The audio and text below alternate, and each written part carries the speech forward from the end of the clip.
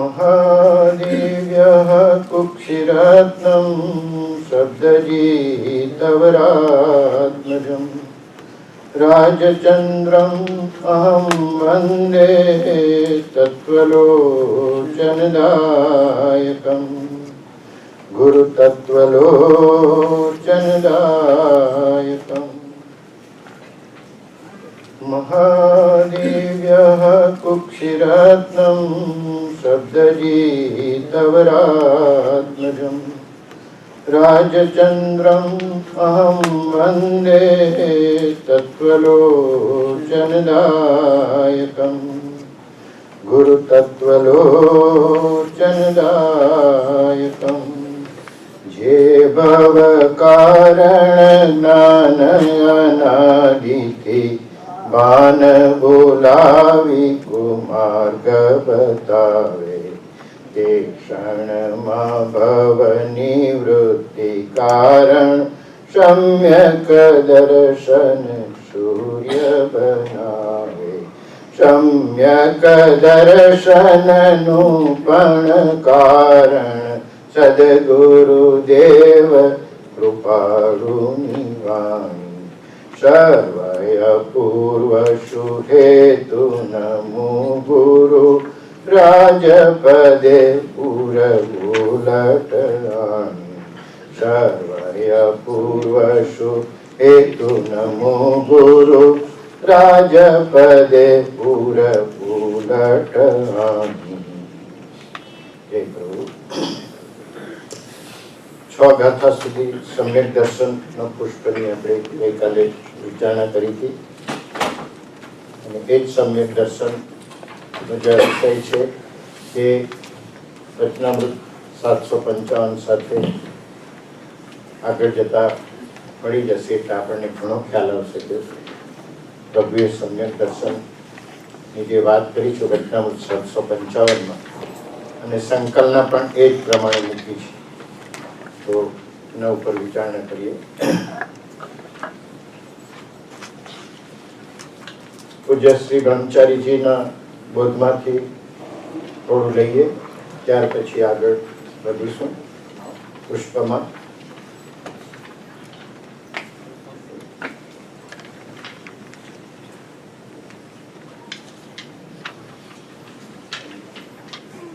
મોક્ષનું સુખ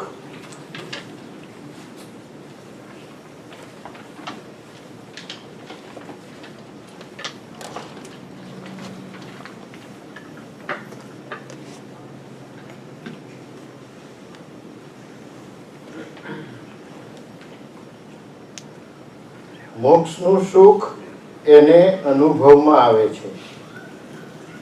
મુમુક્ષુ કહે સમ્યક્ત્વની ઓળખાણ કેમ થાય?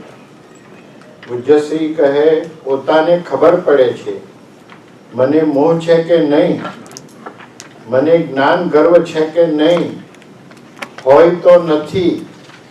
કઠોર વચન, ક્રોધની પ્રકૃતિ, પ્રમાદ, મતિની મંદતા અને અહંકાર એ પાંચે કારણો હોય તો સંકિત નથી। એક તો કઠોર વચન હોય આપણા અને ક્રોધની પ્રકૃતિ હોય આપણી પાસે,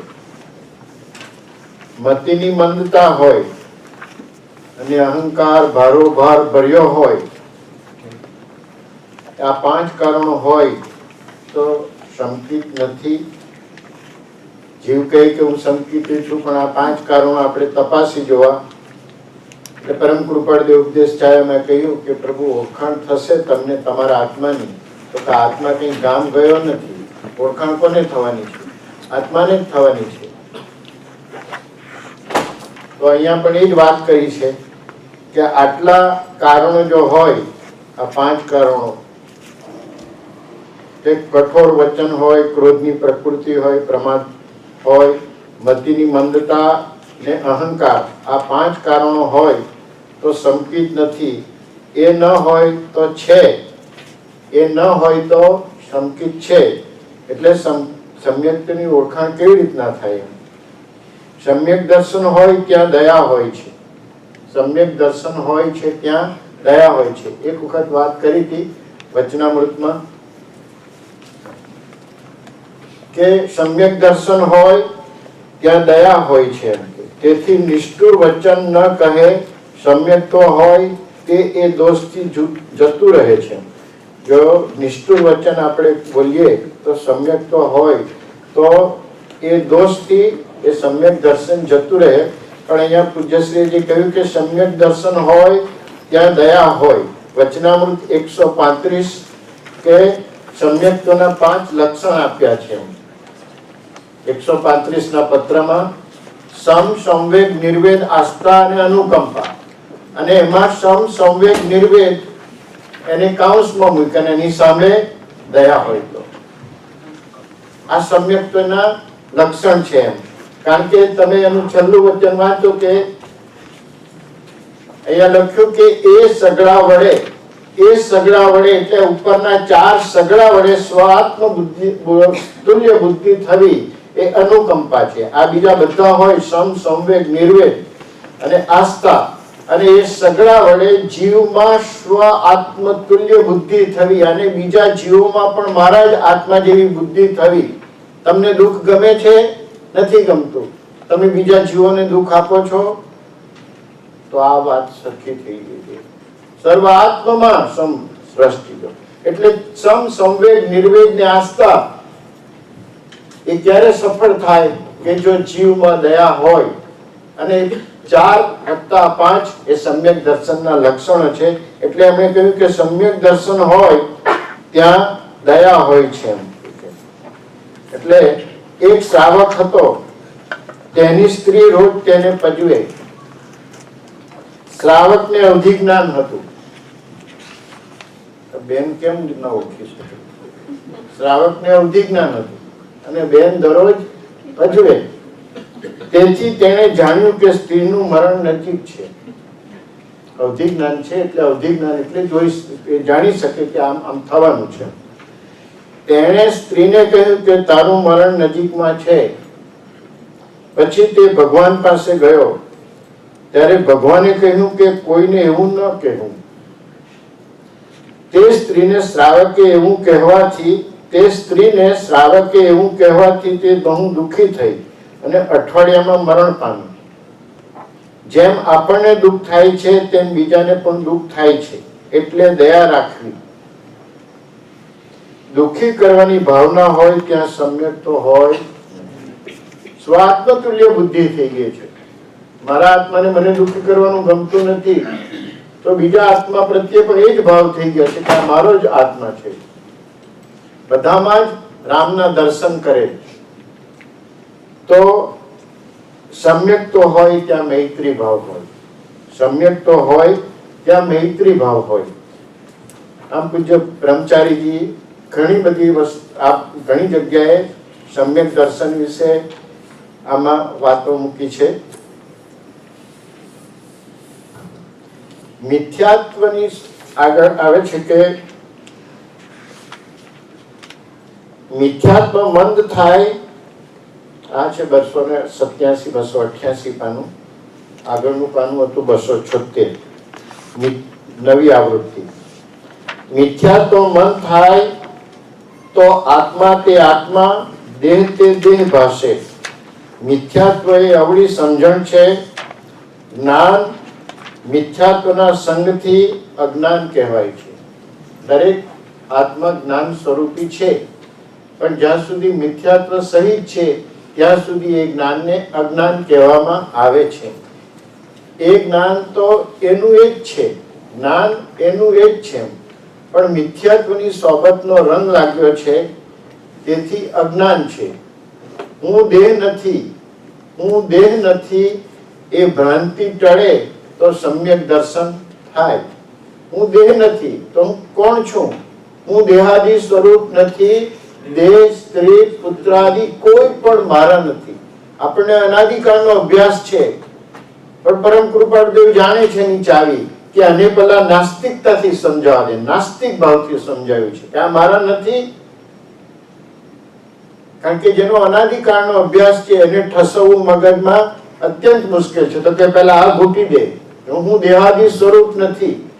પછી જુદું લખ્યું દેહાદી સ્વરૂપ નથી. એમાં દેહના બધા પ્રકારો આવી જાય કે હું તેજસ શરીર, કાર્બન શરીર, વૈક્રિક, આ કોઈ પણ એ શરીર નથી. એમ હું કોઈ પણ જાતનો રાગ ભાવ, દ્વેષ ભાવ પણ મારા નથી, એટલે ભાવ કર્મ પણ મારા નથી, દ્રવ્ય કર્મ પણ મારા નથી, કોઈ પણ કર્મ મારા નથી, રાગ દ્વેષ પણ મારા નથી. આ ભાવ કર્મ થયું. અને દ્રવ્ય કર્મ પણ મારા નથી. આ દેહાદી અને દેહ એટલે મારું જે ઔદારિક શરીર છે તે, અને ઔદારિક શરીરને આધારે થયેલા સ્ત્રી, પુત્ર, દેહ, આ બધી વસ્તુ મારી છે જ નહીં. એટલા માટે હું દેહાદી સ્વરૂપ નથી. અને ફરી પાછું લખ્યું દેહ એટલે તમારી જાત પર લાવે. પહેલા સૂક્ષ્મતાથી સમજાવ્યું કે તું ભાવ કર્મ પણ નથી, તારા આ નો કર્મ પણ નથી, દ્રવ્ય કર્મ પણ નથી, આ કોઈ પણ જાતનું તારું શરીર જે માને છે, તેજસ શરીર, કાર્બન શરીર, કોઈ તારું નથી. અને તું દેહ માને છે, અને એ દેહને આધારે થયેલા આ બધા જે તે પણ તારા નથી. એટલે મિથ્યાત્વ એ આત્માની વિપરીત અવસ્થા છે. અને મિથ્યાત્વ એ વસ્તુનું સ્વરૂપ નથી, એ અવસ્થા છે. વસ્તુનું સ્વરૂપ શું છે? આત્માનું સ્વરૂપ સમ્યક દર્શન છે. સાચી શ્રદ્ધા થઈ કે હું આત્મા છું, એનું આ અવસ્થા છે.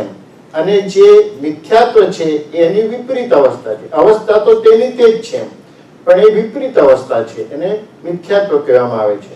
જેમ જ્ઞાન તેનું તે જ છે, પણ જે જ્ઞાન સંસારનો હેતુ બને છે તે અજ્ઞાન છે, અને જે જ્ઞાન મોક્ષનો હેતુ બને એ જ્ઞાન કહેવામાં આવે છે. વચનામૃત 770. એટલે મિથ્યાત્વ એ વસ્તુનું સ્વરૂપ નથી, અવસ્થા છે. પાણીની ગરમ અવસ્થા છે, શીતળતા એનો સ્વભાવ છે, એટલે એ અવસ્થા એનું પોતાનું મૂળ સ્વરૂપ છે. અને ઉષ્ણતા એ અવસ્થા છે.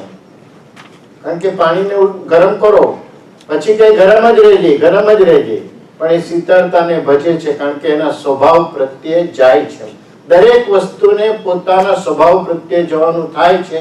એટલે એમ શાસ્ત્રની દ્રષ્ટિએ કહેવામાં આવે કે આત્માને હંમેશા મોક્ષે જવાનું જ હોય. એમ એટલે એક આત્મા છૂટે તો પહેલા એમ કે ઉપર ત્યાં સીધા થતા એક સમયમાં નીચે આવે અને પછી બીજી ગતિમાં જાય. આટલો ચેતનવંતો આત્મા, અને આપણે શું એને નમાલો કરી દીધો છે કે મારાથી નહીં થાય, મારાથી નહીં થાય.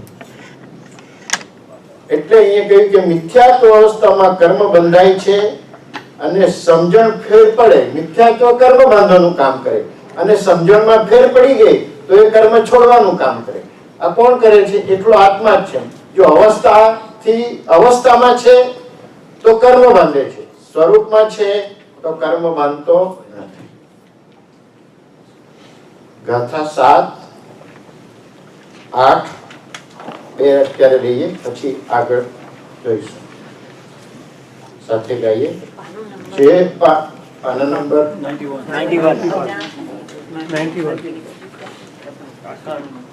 પ્રજ્ઞાબોધમાં પહેલી ગાથા લઈને પછી 7મી અને 8મી ગાથા લઈએ. જે ભવ કારણ જ્ઞાન અનાદિથી પાન ભૂલાવી કુમાર્ગ બતાવે, તે ક્ષણમાં ભવ નિવૃત્તિ કારણ સમ્યક દર્શન સૂર્ય બનાવે. સમ્યક દર્શનનું પણ કારણ સદગુરુદેવ કૃપાળુની વાણી. સર્વયા પૂર્વ સુહેતુ નમો ગુરુ રાજપદે ઉલટણી. સમ્યક દર્શન સંયમ જ્ઞાન અને તપ જ્ઞાનીની ભક્તિથી આવે. જેમ વિધિથી અનાજની વાવણી કૃષિ વડે બહુ પાક પકાવે.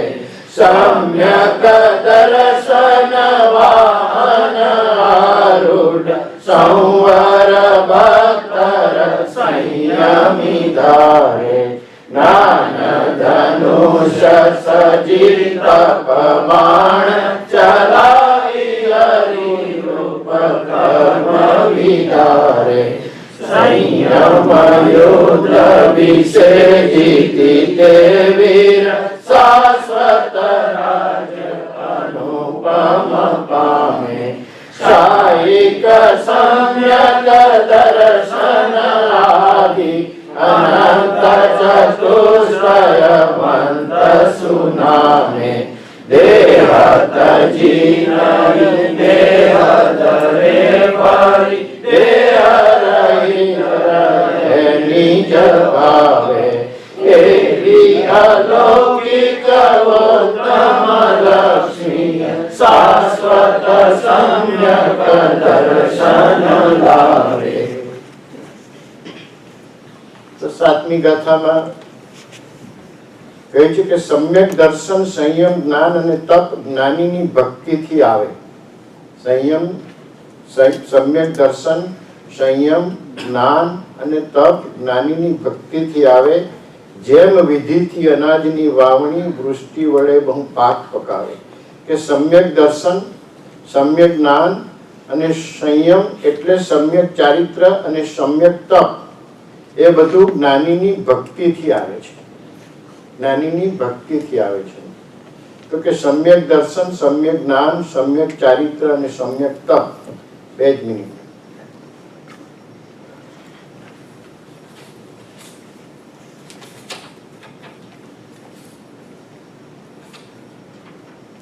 મૂસી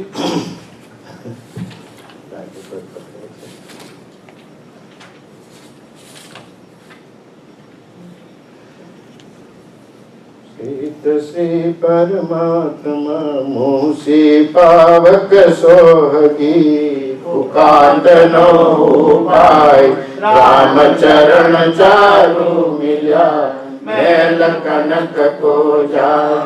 અહીંયા કહે છે કે સમ્યક દર્શન સમ્યક જ્ઞાન સમ્યક ચારિત્ર અને સમ્યક તપ એ જ્ઞાનીની ભક્તિથી આવે છે.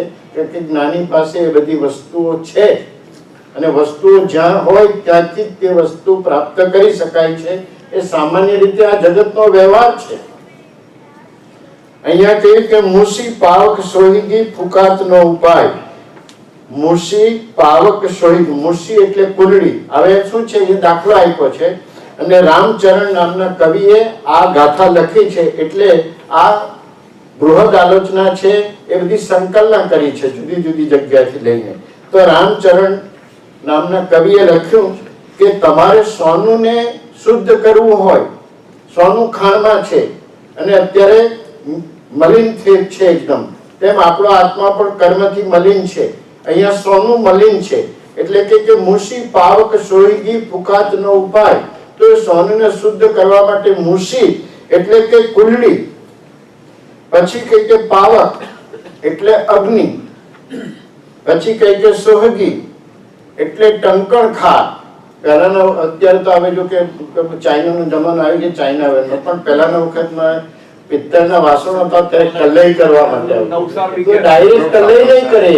એ શું કરે, પહેલા આ સોહિગી એટલે ટંકણ ખારથી એને ગરમ કરીને પહેલા એની ભૂમિકા તૈયાર કરે, પછી એના ઉપર કલઈ લગાવે. હવે આજના છોકરાઓ કે એને તો સમજાવવું અત્યંત મુશ્કેલ છે. સોહિગી એટલે ટંકણ ખાર.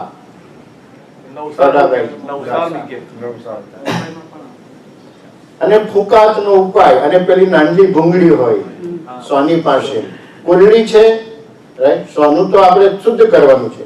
પછી પાવક એટલે દીવો સળગે છે અને એમાં ટંકણ ખાર નાખ્યો છે, અને આ ફુકાતનો ઉપાય એટલે ભૂંગળી છે. તો સોનું શુદ્ધ થાય તેમ આ રામચરણ ચારુ મિલ્યા. રામચરણ નામના કવિ કહે કે આ ચાર મળે તો મેલ કનકો જાય, સોનાનું મેલ જાય. તેમ આત્માને સમ્યક જ્ઞાન સમ્યક દર્શન સમ્યક ચારિત્ર અને સમ્યક તપ આ ચાર વસ્તુ હોય તો આત્માનો મેલ જાય.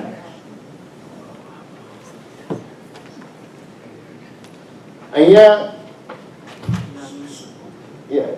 જ્ઞાનીની ભક્તિથી થાય, કેમ કે શ્રીમદજીએ જણાવ્યું છે. કારણ કે આ વચનામૃત 530 માંથી આ વચન લીધું છે અને પૂછનાર વકીલ છે અને વકીલ પાછા ગૂંચવાયા છે. વકીલ મોહનચંદ કરમચંદ ગૂંચવાયા છે ધર્મ માટે.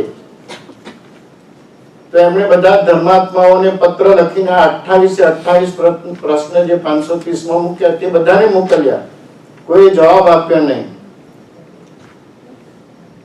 તો પેલા સુણાવના મગન કાકા છે કહીને કે આનો જવાબ ખાલી આ પુરુષ જ આપી શકે, કારણ કે પૂછનાર પણ લખ્યું છે સુગ્ન મહાશય મોહનલાલ કરમચંદ ગાંધી, શ્રી ડર્બન.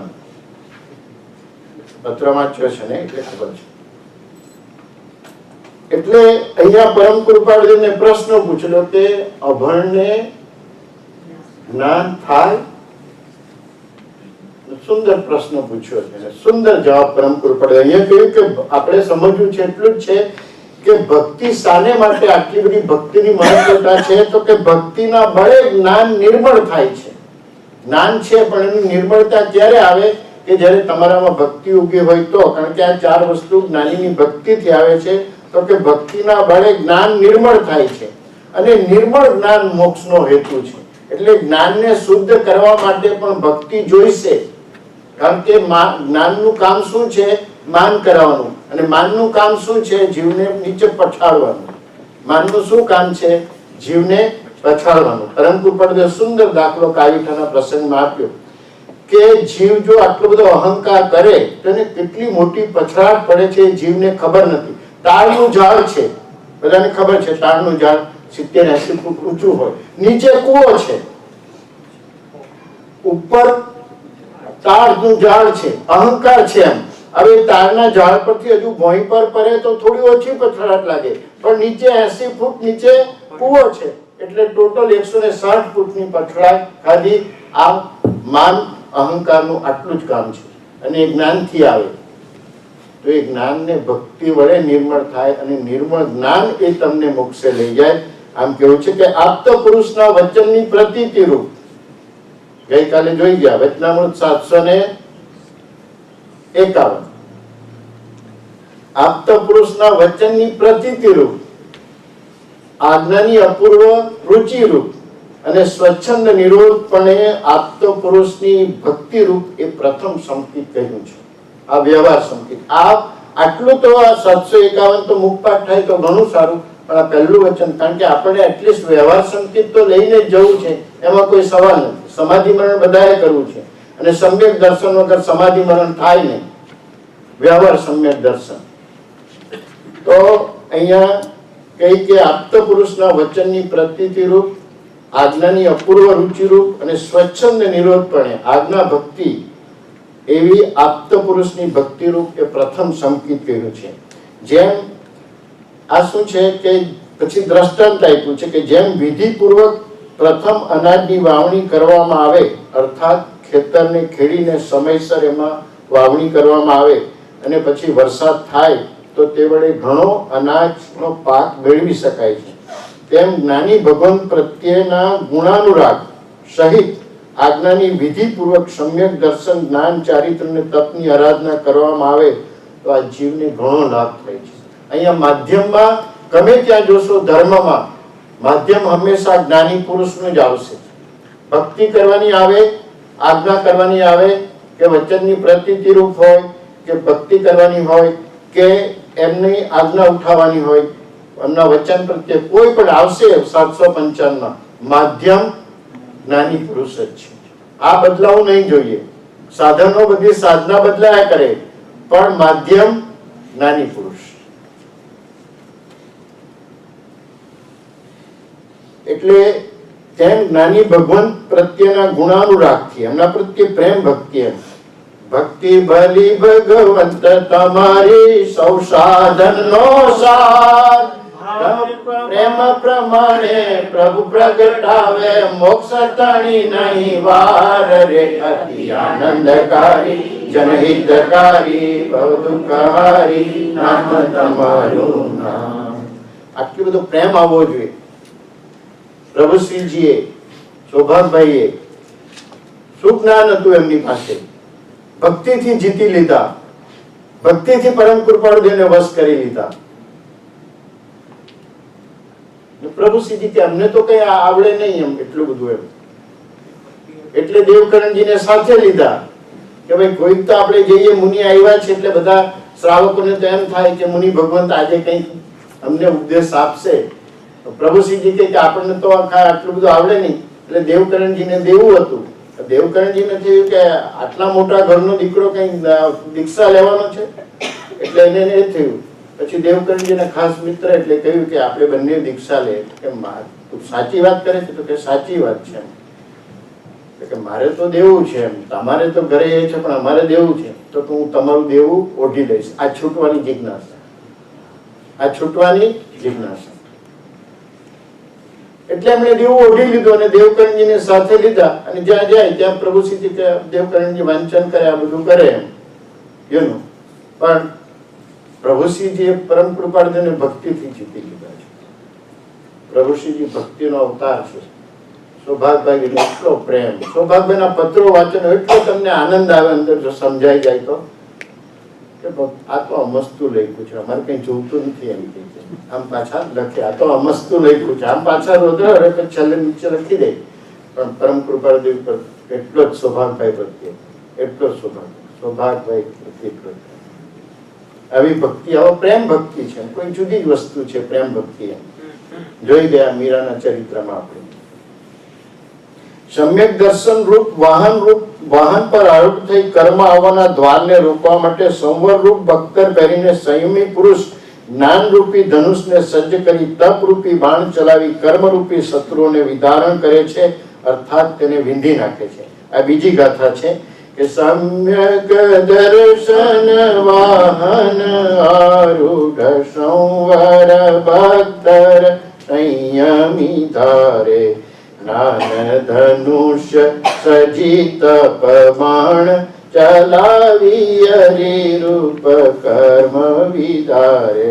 સુંદર ભાષામાં રૂપક અલંકાર મૂકી દીધો છે કે સમ્યક દર્શન એ રથ છે આખો, એના ઉપર આરૂઢ જે થયા છે સમ્યક દ્રષ્ટિ જીવ, એ સંવર બખ્તર, એનું સંવર શું છે? સંવર એનું બખ્તર છે. એટલે વાહન આરૂઢ થઈ આ સંવર એટલે કર્મ આવવાના દ્વારને રોકવા માટે સંવર રૂપી બખ્તર છે. કારણ કે તીર આવે તો બખ્તર પહેર્યું હોય તો આપણને હવે અમુક આ યંગસ્ટરને તો બખ્તરનું બી સમજણ પાડવાની મુશ્કેલ છે, પણ એને શું કહેવામાં આપણે એમ બુલેટ પ્રૂફ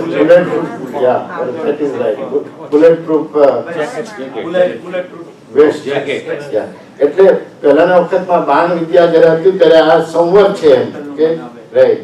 અને એને આવવાના એના જે કર્મરૂપી બાણ આવે એ જે શત્રુ છે એને રોકવા માટે એમ કે બખ્તર પહેર્યું છે. સંવર રૂપી બખ્તર પહેરીને સંયમી પુરુષ એ જ્ઞાન રૂપી ધનુષ્યને સજ્જ કરી, કારણ કે બધું જ એની પાસે છે, સમ્યક દર્શન, સમ્યક જ્ઞાન, સમ્યક ચારિત્ર, સમ્યક તપ, એટલે બધાનો ઉપયોગ કરે અને જ્ઞાન રૂપી ધનુષને સજ્જ કરે અને તપ રૂપી બાણ ચલાવે અને એનાથી બધા કર્મ શત્રુને હણી નાખે.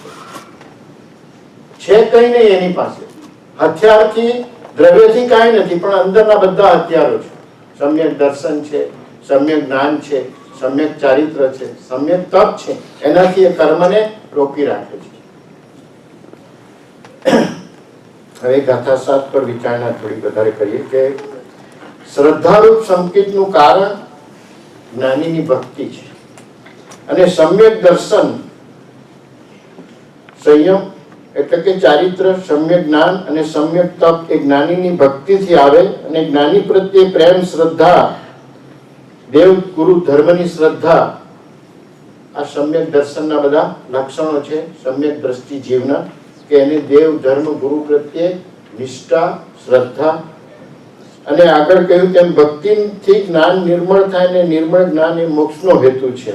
એટલે પ્રભુશ્રીજી કહેતા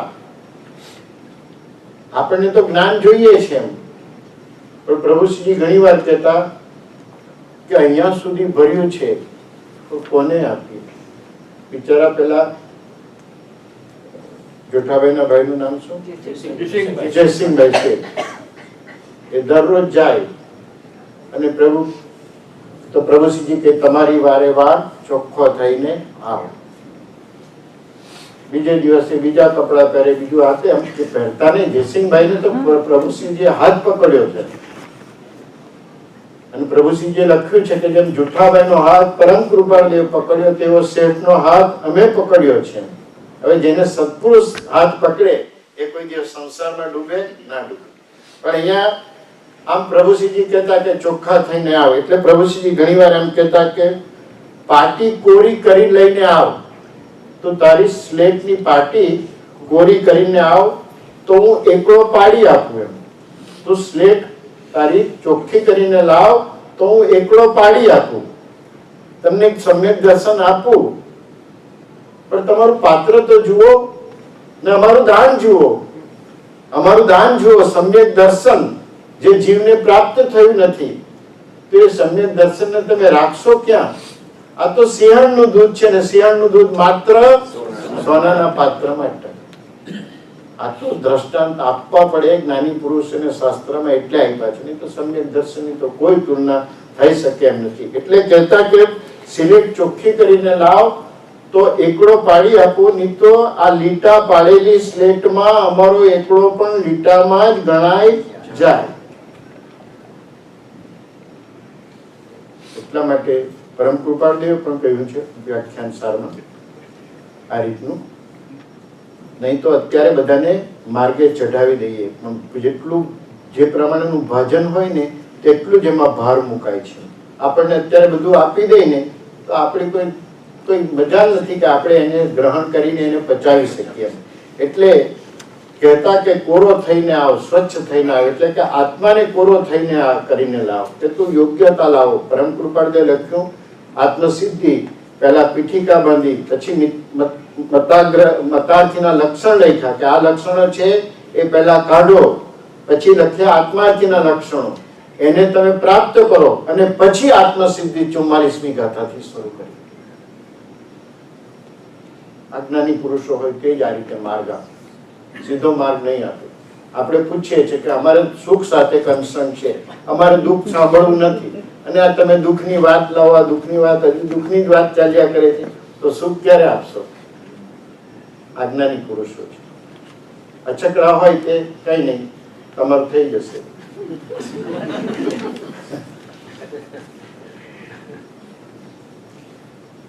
એટલે તેમ આપણે પણ પરમ કૃપાળદેવ કહે એ જ મોક્ષ માર્ગ છે જે આપણે જોઈ ગયા 771 ના પત્રમાં કે ભગવંતના નિર્ગ્રંથ અને નિર્ગ્રંથીઓને શ્રાવક શ્રાવિકાઓને જીવ અજીવનું સ્પષ્ટ જ્ઞાન નહોતું, છતાં એને સમ્યક દ્રષ્ટિ કહ્યા છે, કારણ કે એમને ભગવાનના વચન પ્રત્યે, ભગવાન પ્રત્યે પૂરેપૂરી શ્રદ્ધા હતી કે તે જ મોક્ષ માર્ગ છે અને આ જ સાચા પુરુષ છે. એટલે ભગવાનની આજ્ઞા આરાધવાથી અપૂર્વ રુચિ પહેલા કોઈ દિવસ થયેલી નથી એવી રુચિ થવી જોઈએ આપણે. અને ધર્મ આરાધનામાં ખેદ ન થાય, આપણે આનંદ આવવો જોઈએ. ભક્તિ કરવાના છે, બેસી જઈએ. પહેલાના પ્રભુશ્રીજીના વખતમાં કેવા ભક્તિ કરવા વાળા બધા, અને પ્રભુશ્રી જે નારમાં હતા ને ત્યારે તો બે ભાઈઓ હતા, એનું નામ જ પાડી દીધું કે પ્રભુશ્રીજીના વાજા. આપણે બે વાજા છે ને, દીપકભાઈ અને ચંપાભાઈ. તેમ પ્રભુશ્રીજી કહેતા કે નારમાં શું નામ? મોહન કાકા હતા અને છોટા કાકા. છોટા કાકા ને મોહન કાકા એ પ્રભુશ્રીજીના વાજા. બસ ભક્તિ કરે એમને કઈ પછી ચિંતા નહીં મળે. એવા આપણે તમે આકાશ જાઓ ને ત્યારે એવા મુમુક્ષુ સાથે બેસવું તો બધું ઘણું જાણવાનું મળે તમને કે કેવા મુમુક્ષુ હતા. સવારે ટોપી આમની પહેરી હોય તો ફરીને આમ ફરતી કઈ આમ બી થઈ જાય, એનું કોઈ ચિંતા નથી. ભૂલા કાકાની કોઈ ચિંતા નથી એની. એમ બસ આપણે ખાવા જઈએ તો આની માથાકૂટ, પેલી માથાકૂટ, આ માથાકૂટ આવશે નહીં, વળી તો આ બધું હાઇજીન વાળું શું કહેવાય, ડીશ સાફ નહીં બરાબર કરેલી હોય. તમારે ભક્તિ સાથે કન્સર્ન છે, પણ આપણે શું છે સંગણ દિવસ એવા થતા ચાલ્યા એટલે ભક્તિ બાજુમાં રહી છે. જમવા મૂકવાનું રહેવાનું પ્રોપર તો આવીએ તો મોક્ષની વાર છે. એટલે પોતાના સ્વચ્છંદ મૂકી દઈ પરમ કૃપાળદેવ આપ્ત પુરુષ મોક્ષ માર્ગના જાણકાર છે. એટલે એની ભક્તિ કરવી માટે સમ્યક દર્શન આવે.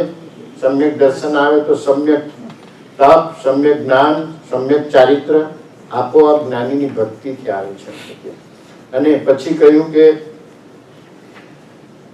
પ્રભુશ્રીજી આટલી બધી એમની પોતાની યોગ્યતા હતી, છતાં પોતે કહેતા કે અમે ગુરુ થતા નથી, પણ અમે સદગુરુને બતાવી દઈએ છીએ. એટલું કહેતા કે હા, ઉપકારીનો ઉપકાર ઓળવવો નહીં એમ. એટલા માટે પ્રભુ શ્રીજીનો ઉપકાર આપણાથી કોઈ દિવસ ઓળવાય નહીં. એટલે દેરી ઉપર હંમેશા ઉપકારિકો નહીં વિસરીએ. પણ પછી ઉપકારીને તમે ભજો તો પછી એનાથી કામ સરે નહીં એમ. એટલે પ્રભુશ્રીજી બ્રહ્મચારીજી એક જગ્યાએ લખ્યું કે આ પ્રભુશ્રીજી આપણને એક સાચો હીરો શોધીને આપ્યો છે. એટલે હીરો ખોવાઈ નહીં જાય. એટલે આમ નહીં કર્યા કરવું કે આ એક જ્ઞાની, આ એક જ્ઞાની અને આ એક જ્ઞાની. આમ બ્રહ્મચારીજીએ પણ લખ્યું છે અને પ્રભુશ્રીજી પણ કહેતા એમ. એટલે આ રીતનું છે. તો પ્રભુશ્રીજી કહેતા કે આ જ્ઞાની છે, આ અજ્ઞાની છે, એનો જુલાબ લેવા જેવો છે. કોને જાણ્યા કે આ જ્ઞાની છે ને આ અજ્ઞાની છે? પણ આપણને સાચો હીરો શોધીને આપ્યો છે, તો એમની શ્રદ્ધા આપણે દ્રઢ ટકાવી રાખવી. એમની શ્રદ્ધા દ્રઢ ટકાવી રાખવી. એક છોટાભાઈ કરીને હતા, બહુ પ્રભુશ્રીજીને એટલું બધા એમ કે પ્રભુશ્રીજીને પણ એ પ્રિય પાત્ર હતું. છોટાભાઈના ઘણા પ્રસંગો છે, તેમાંના એક પ્રસંગની વાત કરીએ કે છોટાભાઈ નરોડાના હતા અને એમને પ્રભુશ્રીજી પાસે આજ્ઞા લીધી. એટલે બ્રહ્મચારીજી એમને આજ્ઞા આપી. એમ આગળ પછી વાત કરી, વચ્ચે ભૂલી ગયા. એટલે આપણા માટે પરમ કૃપાળુદેવે લક્ષ કરવાનો છે, બીજે કશે લક્ષ કરવાનો નથી એમ. અને બીજું બધું ભૂલી જવા જેવું છે કે હમણાં આ છે, આ છે, આમ છે, આ છે, કોઈ કરવા જેવું છે જ નહીં. બ્રહ્મચારીજી કહે કારણ આપણામાં મુમુક્ષુતા નથી અને મુમુક્ષુતાના નેત્રો વિના આપણે મહાત્માને ઓળખી ન શકીએ. અને આપણે કેવી રીતે કહીએ કે આ જ્ઞાની છે, આ અજ્ઞાની છે, આ જ્ઞાની છે? આ તમે શાના ઉપરથી તોલ કરો છો કે આ જ્ઞાની છે? એટલે આપણને તો મોહના પ્રસંગમાં રાગ થાય, આસક્ત બની જઈએ, પછી દ્વેષ પણ આપણને થાય. આપણામાં યોગ્યતા નથી, મુમુક્ષતા નથી, એટલે સત્પુરુષ આપણાથી ઓળખાય એમ છે નહીં. એટલા માટે પ્રભુશ્રીજી કહેતા કે અમે સાચો હીરો શોધીને આપ્યો છે એમ, તો તેને પકડી રાખો એમ. આ તો રાતને હાથ રતન છે, પણ આપણને રતન ઓળખતા નથી આવડતું. પણ ઝવેરીએ કહ્યું છે કે આ રતન છે એને બરાબર જાળવણી કરજો એમ કે. એટલે આ રીતે પ્રભુશ્રીજી એમ કે આટલી બધી યોગ્યતા છતાં કોઈ પણ દિવસ પોતે ગુરુ થયા નહીં અને ગુરુ પદને ગોઠવી દીધું, એમને દબાવી દીધું એમ કે. એટલે દરરોજ દેરી પર આફત બોલાય છે. ઉપકારી છે. પ્રભુશ્રીજીને લઈ લો પરમ કૃપાળુદેવના જીવનમાંથી, આજે આપણે અહીંયા બેઠા હોત નહીં. કારણ કે એમણે પરમાત્મા તરીકે ઓળખાણ આપી છે. એટલે પૂજ્ય બ્રહ્મચારીજીએ પણ પ્રભુશ્રીના દેવોત્સવ પછી 18 વર્ષ સુધી આ જ અથાગ પુરુષાર્થ કર્યો. એક પરમ કૃપાળુદેવ, એક પરમ કૃપા. જ્યારે ત્યારે તમને કોઈ 3 ચિત્રપટ જુઓ ત્યારે આ 2 પુરુષો એમ જ કહે કે અમે નહીં, પરમ કૃપાળુદેવ, અમે નહીં, પરમ કૃપાળુદેવ. એટલે પ્રભુશ્રીજી ઉપર એમ કે પ્રભુશ્રીજી પણ અને બ્રહ્મચારીજી પરમ કૃપાળુદેવ પર જ દ્રષ્ટિ કરાવે એમ. એક માત્ર પરમ કૃપાળુદેવને જ ભજવ્યા અત્યાર સુધી, અને એ જ આજ્ઞા બધાને આપી એમ કે પરમ કૃપાળુદેવ ઉપર ગુરુ દ્રષ્ટિ રાખવી. ગુરુ દ્રષ્ટિ કોઈ પણ દિવસ ગૌણ કરવી નહીં, ગમે તેટલો હોય. એટલે પ્રભુશ્રીજી કહેતા કે મોતીભાઈ, પ્રભુશ્રીજી તો બહુ કડક શબ્દમાં કહેતા કે તમને કોઈ હાથમાં ચાંદ બતાવવા આવે કે ઉડતો દેવ આવે તો પણ તમે પરમ કૃપાળુદેવને છોડશો નહીં. પરમ કૃપાળુદેવને છોડશો નહીં. ગુરુ ભાવ ગૌણ કરવો નહીં કોઈ દિવસ એમ. બીજાને ખાલી એમનું કોઈ હોય એ રીતની યોગ્યતા તો આપણે એને વંદન કરીએ, પણ મસ્તક તો ગુરુના ચરણમાં જ નમે, એ સિવાય બીજે કશે મસ્તક નમાવવું નહીં. મસ્તક નમાવતા જોયા છે એટલે આ પુરુષે કહેવું પડ્યું છે કે જ્યાં ત્યાં માથા નમાવો છો એટલે શિંગડામાં માથા ભરાઈ જાય છે. બીજું તો આનાથી વધારે શું કહેવું. એટલે પ્રભુશ્રીજી કહેતા અમારા પર દ્રષ્ટિ જો કરી તો મરી ગયા સમજજો.